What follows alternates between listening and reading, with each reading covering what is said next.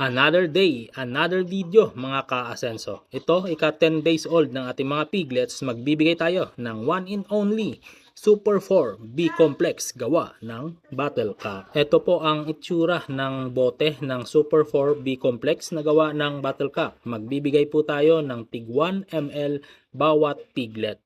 Ituturok po natin yan sa pamamagitan ng syringe. Ang gamit po natin dyan ay 1 inch na syringe at tinutol natin sa gitna ang takip ng syringe para 1/2 inch lang ang maituturok natin sa mga 10 days old na piglets para hindi masyadong malalim yung baon ng karayom o ng needle. Ayan po, tinuturok natin sa liig ng mga piglet ang needle.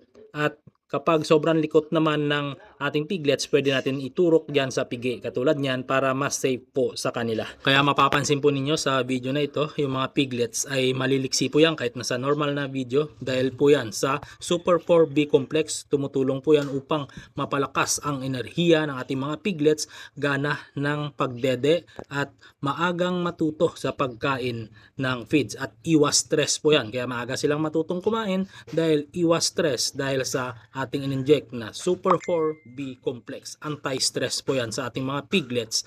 Makita po ninyo na ang lulusog ng kanilang katawan at dominant na malalaki ang kanilang katawan. Talagang wala pong gipos talaga dyan sa kanilang magkakapatid dahil nga po yan sa alaga sa Super 4B Complex. Magbibigay po tayo ulit niyan sa ika 25 days old nila mula nung sila ay ipinanganak, or 5 days bago magwalay or 3 days bago magwalay, magbibigay po tayo ulit ng Super 4.